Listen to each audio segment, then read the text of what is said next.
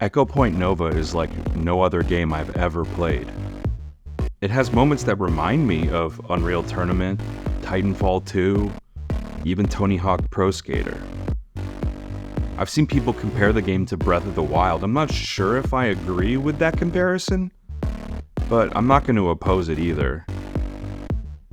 It's reminiscent of all these different games, but it stands on its own. There's a sense of freedom in Echo Point Nova that's so inspiring it makes me remember that games are a space for ingenuity. Sometimes we forget that it's just a bunch of polygons and vectors and the only limit is the imagination. Upon first emerging into the world of Echo Point, the player is greeted with a vista of floating islands where they must first learn how to stay alive in this unforgiving environment.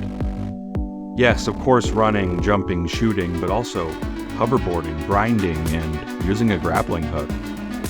It's a lot to take in, and early hours will see players plummet again and again. That's part of the fun. And there's no consequence for experimentation aside from a quick respawn from the last solid surface. By the end of the game, players will slingshot themselves across the map with confidence. It's incredible.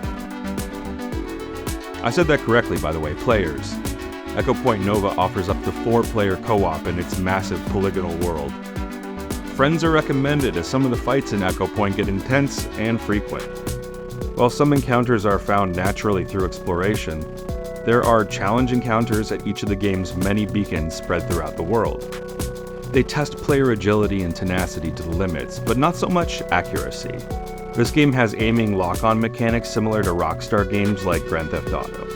I tried fighting without it, but the game is clearly designed with the lock-on in mind. Both players and enemies are constantly jumping and hoverboarding around, and aiming while moving at another target, also moving, is almost impossible. I'm sure some people out there could pull it off, and I would definitely love to see some gameplay of that. For the rest of us, just trust the game's default settings. They're there for a player's enjoyment because it's easy to die.